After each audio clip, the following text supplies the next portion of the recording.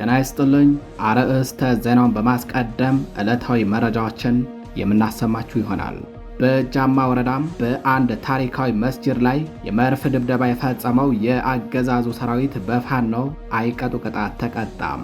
በምስራቅ አማራ ቀጠና ጃማ ወረዳ በአንድ ታሪካዊና ዕድሜ ጠገብ መስጂድ ላይ የመድፍ ድብደባ በፈጸሙ የአገዛዙ ወታደሮች ላይ የምኒልክ ዕዝ ፋኖዎች በወሰዱ ጠንካራ የአጸፋ እርምጃም 11 ወታደሮች ሙትና ቁስለኛ ሲደረጉ አንድ ወታደራዊ ፓትሮል ሙሉ በሙሉ መውደሙ ተረጋግጧል። ፋኖ የህዝበ ሙስሊሙን መብትና ክብር ለማስጠበቅ ግንባር ቀደም መሆኑንና በማንኛውም የሃይማኖት ተቋማት ላይ የሚሰነዘር ጥቃትን እንደማይታገስ የጃማው አጸፋዊ እርምጃ ግልጽ ማሳያ ነው ተብሏል።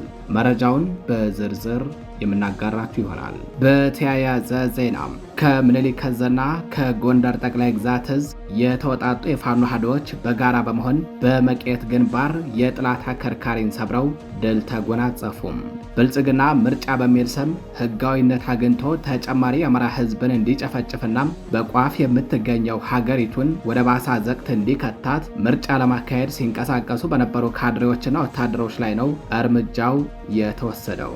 ከመቄት ጀምሮ አግሪትና ሲሲጊ ተብሎ እስከሚጠራው አካባቢ በተወሰደ እርምጃ የበታች የጦር አዛዦችና መስመራዊ አዋጊዎችን ጨምሮ በርካታ ወታደሮች ተደምስሰዋል።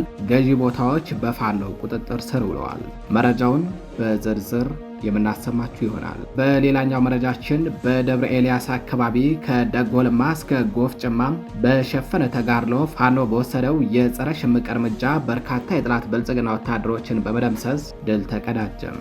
በዚህ ተጋድሎ በጠላት በኩል ዓለም ሰገድ በተባለ ኮሎኔል የምትመራ በ602ኛ ኮር ስር የ32ኛ ክፍለ ጦር ወታደሮች ከወደ ፋኖ የተወሰደባቸውን የጸረ ማጥቃት እርምጃን መቋቋም አቅቷቸው ሙትና ቁስለኛቸውን የሚያነሱበት ፋታ እስኪያጡ ድረስ ተፍረክርከውና ተሽመድምደው ተበታትነዋል። መረጃውን ወደ እናንተ የምናደርስ ይሆናል። በሌላኛው መረጃችን በእስቴ መካነ ኢየሱስ በደረሰ የሰው አልባ አውሮፕላን ጥቃት በንጹሃንና በህዝብ ተቋማት ላይ ከባድ ጉዳት ደረሰም። የጸረ አማራው ብልጽግና ኃይል በተደጋጋሚ በፈጸመ የድሮን ጥቃት በእስቴ መካነ ኢየሱስ ከተማና በአካባቢው በሚገኙ 5 ስፍራዎች ላይ ከፍተኛ ሰብአዊና ቁሳዊ ጉዳት ደርሰዋል። በዚህም ንጹሃኖች ሙትና ቁስለኛ ተደርገዋል። የንብረት ውድመትም ደርሰዋል። መረጃውን በዝርዝር ታደምጡታላችሁ። ጤና ይስጥልኝ የተከበራችሁ አድማጭ ተመልካቾቻችን እንደምን ውላችኋል? እነዚህንና ሌሎች የዛሬ መጋቢት 23 2018 ዓ.ም ዕለታዊ መረጃዎችን አጠናቅረን ይዘን ቀርበናል። አብራችሁን ቆዩ።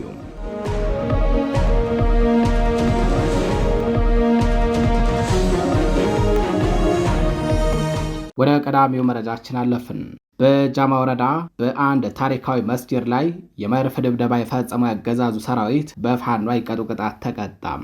በምስራቅ አማራ ቀጠና ጃማ ወረዳ በአንድ ታሪካዊና ዕድሜ ጠገብ መስጂድ ላይ የመድፍ ድብደባ በፈጸሙ ያገዛዙ ወታደሮች ላይ የምኒልክ ዕዝ ፋኖዎች አጸፋዊ እርምጃ ወስደዋል። በጃማ ወረዳ 014 ቀበሌ የሚገኝ ዝግባ ተብሎ የሚጠራ አንድ ታሪካዊና ዕድሜ ጠገብ መስጂድ ትላንት መጋቢት 22 2018 ዓ.ም ያገዛዙ ወታደሮች በተኮሱት መድፍ ተመቶ ከባድ ጉዳት እንደደረሰበት መረብ ሚዲያም በቀኑ ዜና ወጃው ወደ እናንተ ማድረሱ አይዘነጋም። በመስጂድ ውስጥ ቁርአን እየቀሩ የነበሩ ህፃናትና ታዳጊዎች እንዲሁም የመስጂዱ ኢማሞችና ሌሎች መሻይኮች እንዳሉ ነው መስጂዱን ኢላማ ያደረገ የመድፍ ጥቃት የተፈጸመው። ይህ ታሪካዊ መስጂድ በመድፍ መደብደብ የታሪክ ቅርስ መውደም ብቻ ሳይሆን በሙስሊሙ ማህበረሰብ ቅዱስ ቦታ ላይ የተፈጸመ ቀጥተኛ ጥቃት በመሆኑ በአካባቢው ማህበረሰብ ዘንድ ከፍተኛ ቁጣ መቀስቀሱን የመረብ ሚዲያ የምስራቅ አማራ ቀጠና ዘጋቢ ለማረጋገጥ ችሏል። ፋኖ ይህንን የህዝበ ሙስሊሙን ብሶትና ቁጣን በመጋራት ድርጊቱን በፈጸሙ ያገዛዙ ወታደሮች ላይ ሳይውል ሳያድር መብረቃዊ የሆነም አጸፋዊ እርምጃ ወስደዋል። በአማራ ፋኖ ብሔራዊ ንቅናቄ ምኒልክ ዕዝ 105ኛ ኮር 33ኛ ዋሲል ክፍለ ጦር ስር የሚገኙት የንስር ሬጅመንት አርበኞች ትላንት መጋቢት 22 2018 ዓ.ም አመሻሹን በወሰዱት የአጸፋ እርምጃ የጠላት ኃይልን አሽመድምደው ታላቅ ገድል ፈጽመዋል። በመስጂዱ ላይ የመድፍ ድብደባ በፈጸሙ የአገዛዙ ወታደሮች ላይ የአጸፋ እርምጃ የተፈጸመው ከጃማ ከተማ በቅርብ ርቀት አህያ ፈጅ ተብሎ በሚጠራው ስፍራ ላይ ሲሆን በዚህም 4 የመከላከያ ሰራዊት አባላት ተገድለዋል። 7 ወታደሮች ደግሞ እግርና እጃቸው ተቆራርጦ ለከባድ አካል ጉዳት ተዳርገዋል።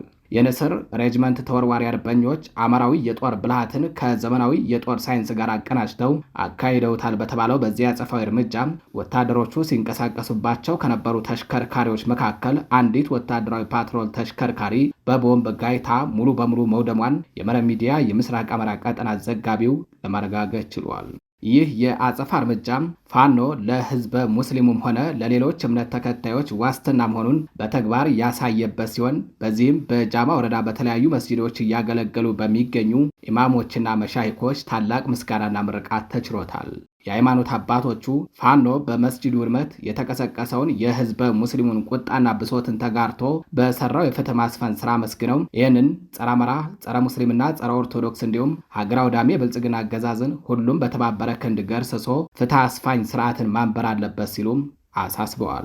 ፋኖም የህዝበ ሙስሊሙን መብትና ክብር ለማስጠበቅ ግንባር ቀደም መሆኑንና በማንኛውም የሃይማኖት ተቋማት ላይ የሚሰነዘር ጥቃትን እንደማይታገስ የጃማው አጸፋዊ እርምጃ ግልጽ ማሳያ ነው ብለዋል። የመረብ ሚዲያም የቀጠናው ዘጋቢ ያነጋግራቸው የጃማ ወረዳ ነዋሪዎችም። የተከበራችሁ አድማጭ ተመልካቾቻችን ወደ ሌላኛው መረጃችን አለፍን። ከምኒልክ ዕዝና ከጎንደር ጠቅላይ ግዛት ዕዝ የተወጣጡ የፋኖ አሃዶች በጋራ በመሆን በመቄት ግንባር የጠላት አከርካሪን ሰብረው ድል ተጎናጸፉም። ብልጽግና ምርጫ በሚል ስም ህጋዊነት አግኝቶ ተጨማሪ የአማራ ህዝብን እንዲጨፈጭፍና በቋፍ የምትገኘው ሀገሪቱን ወደ ባሰ አዘቅት እንዲከታት ምርጫ ለማካሄድ ሲንቀሳቀሱ በነበሩ ካድሬዎችና ወታደሮች ላይ ነው እርምጃው የተወሰደው ሲል ምኒልክ ዕዝ ለመረብ ሚዲያ በላከው መረጃ ገልጿል። ከመጋቢት 22 2018 ዓ.ም ጀምሮ ለሁለተኛ ቀን እየተካሄደ በሚገኘው በዚህ ተጋድሎ የአማራ ፋኖ ብሔራዊ ንቅናቄ ምኒልክ ዕዝ 106ኛ ኮር ስር ከምትገኘው ከ22ኛ ክፍለ ጦርና በ303ኛ ኮር ስር ከ81ኛ ክፍለ ጦርና ከ16ኛ ክፍለ ጦር የተወጣጡ ኮማንዶዎች እንዲሁም በድርጅቱ ስር ከጎንደር ጠቅላይ ግዛት ዕዝ የራስ ጋይንት ተወርዋሪ ክፍለ ጦር አርበኞች ጋር በመቀናጀት በርካታ የጠላት ኃይልን በመደምሰስ ቀሪውን ማሽመድመድና ማፍረክረክ ተችሏል ሲል እዙ ገልጿል። ምርጫ በሚል ስም የብልጽግናን ዕድሜ ለማራዘምና ተጨማሪ አማራ ህዝብ ለማስጨፍጨፍ ያገዛዙ ካድሬዎች ከፍተኛ ቁጥር ባለው ወታደር ታጅበው ምርጫ እናካሄዳለን በሚል እየተንቀሳቀሱ ባሉበት ነው ከመጋቢት 22 2018 ዓ.ም ጀምሮ እርምጃ የተወሰደባቸው። ከመቀየት ጀምሮ ግሪትና ሲሲጊ ተብሎ እስከሚጠራው አካባቢ ድረስ በተጋድሎ የጠላት አከርካሪ የተሰበረባቸው ወደ ግንባሮች ናቸው።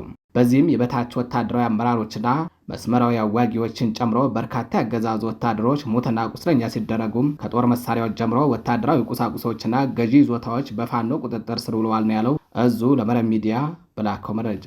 ከትላንት ምሽት ጀምሮ ዛሬ መጋቢት 23 2018 ዓ.ም ሙሉ ቀን በሶስት አምቡላንስና በሌሎች ወታደራዊ ተሽከርካሪዎች ቁስለኛ ወታደሮች ለሕክምና ወደ መቄት ገረገራ ከተማ እየተጋዙ እንደሚገኙ ታውቋል። በአሁኑ ሰዓት ውጊያው ግለቱን ጠብቆ በፋኖ ጥምር ጦር የበላይነት እየተመራ በጥላት ላይ ብርቱ ማጥቃት እየተደረገ ይገኛል ሲል እዙ ገልጿል። የተከበራችሁ አድማጭ ተመልካቾቻችን ወደ ሌላኛው መረጃችን አለፍን። በደብረ ኤልያስ አካባቢ ከደጎልማ እስከ ጎፍ ጭማ በሸፈነ ተጋድሎ ፋኖ በወሰደው የጸረ ሽምቅ እርምጃ በርካታ የጠላት ብልጽግና ወታደሮችን በመደምሰስ ድል ተቀዳጀም። በዚህ ተጋድሎ በጥላት በኩል ዓለም ሰገድ በተባለ ኮሎኔል የምትመራ በ602ኛ ኮር የ32ኛ ክፍለ ጦር ወታደሮች ከወደ ፋኖ የተወሰደባቸውን የጸረ ማጥቃት እርምጃን መቋቋም አቅቷቸው ሙትና ቁስለኛቸውን የሚያነሱበት ፋታ እስኪያጡ ድረስ ተፍረክርከውና ተሽመድምደው ተበታትነዋል። በአማራ ፋኖ ብሔራዊ ንቅናቄ ምዕራብ አማራ ቀጠና ቴዎድሮስ ዕዝ 206ኛ ኮር 14ኛ ክፍለ ጦር ፋኖች በደብረ ኤልያስ ዙሪያ በወሰዱት የጸረ ሽምቅና የቆረጣ ማጥቃት የጥላት ኃይልን በመደምሰስ አንጸባራቂ ድል ተቀዳጅተዋል። መነሻውን ከደብረ ኤልያስ አድርጎ በከባባድ መሳሪያዎች ሽፋን ተጠቅሞ ጥቃት ለመክፈት በሞከረው ያገዛዙ ኃይል ላይ የ14ኛ ክፍለ ጦር አርበኞች በፈጸሙት የጸረ ሽምቅና የቆረጣ ማጥቃት ከባድ ኪሳራን አከናንበውታል። ዛሬ መጋቢት 23 2018 ዓ.ም ከንጋት ጀምሮ እስከ እኩለ ቀን ድረስ በዘለቀው በዚህ ብርቱ ውጊያ የጠላት ጦር አሃዶች ሲደመሰሱ ብዛት ያለው ወታደራዊ ትጥቅና ተተኳሽ ተማርኳል። ያገዛዙ ኃይል ከደብረ ኤልያስ ከተማ ከንጋት 10 ሰዓት ገደማ ጨለማን ተገን በማድረግ ወደ ደጎልማ አካባቢ ለመንቀሳቀስ ቢሞክርም በ206ኛ ኮር 14ኛ ክፍለ ጦር በተዘረጋው የጸረ መረጃ ብልጫ ጥላት ወደ ተፈለገበት ወጥመድ ሰተት ብሎ እንዲገባ ተደርጓል። ንጋት 11 ሰዓት ተኩል ገደማ ላይ በጥላት ላይ የተከፈተው ድንገተኛ ከበባና ማጥቃት የአገዛዙን ሰራዊት ሙሉ ለሙሉ አቅም አሳጥቶታል። በተለይም የ14ኛ ክፍለ ጦር ቀስተ ደመና ሻለቃ ከክፍለ ጦሩ ቃኝና መሐንዲስ ጋር በጥምረት በወሰደችው እርምጃም የጥላት ኃይል ሞትና ቁስለኛ ተደርጓል። በዚህ ኦፕሬሽን 8 የእጅ ቦምብ 1500 ጥይቶች፣ በርካታ ወታደራዊ ቦርሳዎችና ክላሽንኮቭ መሳሪያዎች እንዲሁም የወገብ ትጥቆች በፋኖ ተማርከዋል። ከደጎልማ እስከ ጎፍ ጭማ በሸፈነው በዚያ ወደ ውጊያ በጠላት በኩል በኮሎኔል አለምሰገድ የምትመራው 602ኛ ኮር 32ኛ ክፍለ ጦር ክፉኛ ተመታለችም። አከርካሪዋ ተሰብሯል። ወታደሮቿን ብትንትናቸው ወጥተዋል። የተረፈው የጠላት ኃይል አስከሬኑን እያዝረከረከ የፈረጠጠ ሲሆን በሜዳው ላይ የወደቀው የጠላት አስከሬን በዚህ ምሽትም እንዳልተነሳ ተረጋግጧል። 206ኛ ኮር በአሁኑ ወቅት በአካባቢው ያለውን ወታደራዊ የበላይነትን ይዞ ድል አድራጊነቱን አጠናክሮ ቀጥሏል ተብሏል። የተከበራችሁ አድማጭ ተመልካቾቻችን ወደ ሌላኛው መረጃችን እናልፋለን። በእስቴ መካነ ኢየሱስ በደረሰ የሰው አልባ አውሮፕላን ጥቃት በንጹሐኖችና በሕዝብ ተቋማት ላይ ከባድ ጉዳት ደረሰም። የጸረ አማራው ብልጽግና ኃይል በተደጋጋሚ በፈጸመው የድሮን ጥቃት በእስቴ መካነ ኢየሱስ ከተማና በአካባቢው በሚገኙ 5 ስፍራዎች ላይ ከፍተኛ የሰብአዊና ቁሳዊ ጉዳት ደርሰዋል። በደጃዝማች በላይ ዘለቀዝ ሜጀር ጀነራል ውባንታ ባተ ኮር አርበኞች ዘውትር የሚወሰድበትን ብርቱ እርምጃ መቋቋም ያልቻለው ያገዛዙ ኃይል የበቀል በትሩን በንጹሐኖችና በሕዝብ ተቋማት ላይ እያሳረፈ ነው። ዛሬ መጋቢት 23 2018 ዓ.ም የደረሰው ይህ የድሮን ጥቃት ንጹሐን ዜጎችና የህዝብ አገልግሎት ሰጪ ተቋማትን ኢላማ ያደረገ መሆኑን መረብ ሚዲያም ከሜጀር ጀነራል ውባንታ ባተ ኮር ህዝብ ግንኙነት ክፍል ያገኘው መረጃ ያመለክታል። በእስቴ መካነ ኢየሱስ ከተማና አካባቢው ላይ ባዩ ግራር፣ ቀጭን መስክ፣ አጋም ዱር፣ አጭቃን ትምህርት ቤት እንዲሁም በልታም ጃየ ሜዳ የተባሉ አካባቢዎች ናቸው ጥቃቱ የተፈጸመባቸውና ጉዳት የደረሰባቸው። በእነዚህ ስፍራዎች ላይ በተፈጸመ የድሮን ጥቃት በንጹሐን ዜጎች ላይ የሞትና የከባድ አካል ጉዳት ያደረሰ ሲሆን በትምህርት ቤቶችና በመኖሪያ ቤቶች ላይም ከፍተኛ ውድመት አደርሷል። ጥቃቱ በተፈጸመባቸው ቦታዎች ላይ ምንም አይነት የፋኖ ሰራዊት አባል እንዳልነበረ ነው የዓይን እማኞች የገለጹትም።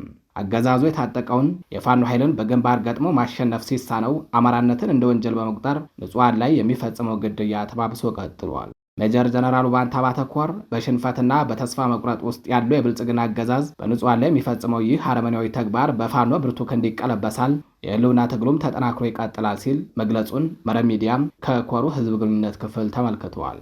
የተከበራችሁ አድማጭ ተመልካቾቻችን ወደ ባህር ማዶ መረጃዎቻችን እናልፋለን። የኢራን እስላማዊ አብዮታዊ ዘብ አዲስ በከፈተው ጥቃት በቀጠናው የሚገኙ የእስራኤልና የአሜሪካ ወታደራዊ ሰፈሮችን መምታቱን አስታወቀም። 88 የድሮንና የሚሳኤል ጥቃት በተፈጸመበት አዲስ ዙር የተለያዩ የእስራኤልና የአሜሪካ ወታደራዊ ሰፈሮች ኢላማ መደረጋቸው ተገልጿል። የአየር ኃይላችን በኢማድ በኮራም ሻህር በቃዳር የተለያዩ ሚሳኤሎች ጥቃት ፈጽሟል ሲል የኢራን እስላማዊ አብዮታዊ ዘብ ባወጣው መግለጫ አትቷል። በእስራኤል ውስጥ ማዕከላዊ፣ ሰሜናዊና ደቡባዊ ክፍል የሚገኙ ኢላማዎች መምታቱን አክሏል። ይህም የወታደራዊ አዛዦች ዋነኛ የግንኙነት ማዕከልን እንደሚያካትት ተገልጿል። በእስራኤል ጥቃት ተፈጽሟል የተባለባቸው ቦታዎች ቤኒ ብሬክ፣ ቴል አቪቭ፣ ቤርሻባ፣ ጋሊል፣ ኔጌቭ፣ ቴልኖቭ የአየር ኃይል ሰፈር፣ አራድናም የሞት ባህር ደቡባዊ ክፍሎች ናቸው።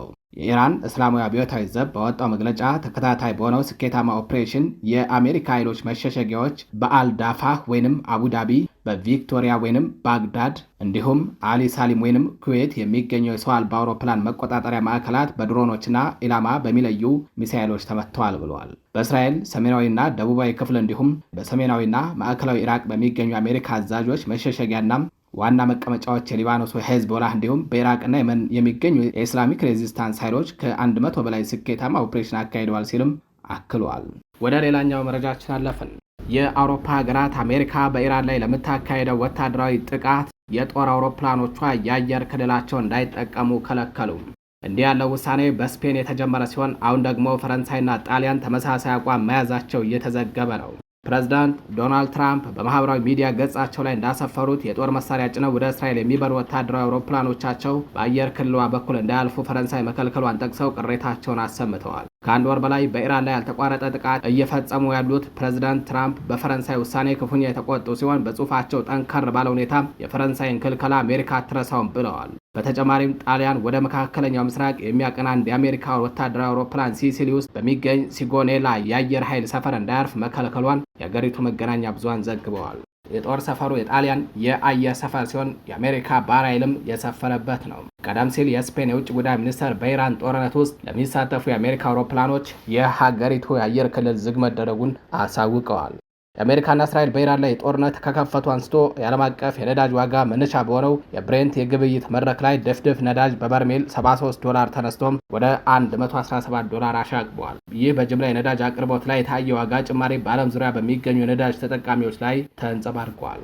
ጦርነቱ ከተቀሰቀሰበት ጊዜ ጀምሮ በአሜሪካ የነዳጅ ዋጋ በአማካይ $1 በላይ ጭማሪ ሲያሳይ በጋሎን ወደ $4 በመድረስ በ4 ዓመታት ውስጥ ለመጀመሪያ ጊዜ ከፍተኛ ነው ተብሏል። በዩናይትድ ኪንግደም ውስጥ አማካይ ቤንዚን ዋጋ በ14 በመቶ ጭማሪ ሲያሳይ የናፍጣ ዋጋ ደግሞ በ27 በመቶ ጨምሯል። በባህረ ሰላጤው ጦርነት ምክንያት የተፈጠረው የነዳጅ አቅርቦት መስተጓጎል በሌሎች ሀገራት ውስጥም የነዳጅ እጥረትና የዋጋ ጭማሪን በማስከተሉ ሀገራት አማራጭ እርምጃዎችን እየወሰዱ ነው። ስሪላንካና ባንግላዴሽን የመሳሰሉ ሀገራት ነዳጅ በሬሽን መልክ ማከፋፈል የጀመሩ ሲሆን ስሎቫኪያ ደግሞ ባለፈው ሳምንት ተመሳሳይ እርምጃ በመውሰድ የመጀመሪያው አውሮፓ ሀገር ሆናለችም። በአውስትራሊያ ውስጥ ደግሞ የአሽከርካሪዎችን የነዳጅ ዋጋ ጫና ለማቅለል በነዳጅ ላይ የተጣለው የኤክሳሳይዝ ታክስ ለ3 ወራት በግማሽ እንዲቀንስ ተደርጓል። እንዲሁም ሁለት የአውስትራሊያ ግዛቶች ዜጎች የግል መኪኖቻቸው እንዳያሽከረክሩ ለማበረታታት ለጊዜው የህዝብ ትራንስፖርት በነፃ እንዲሆን አድርገዋል። የተከበራችሁ አድማጭ ተመልካቾቻችን ለዛሬ መጋቢት 23 2018 ዓ.ም ይዘናቸው የነበሩት መረጃዎቻችን እነዚህን ይመስላሉ። ቸር ቆዩ።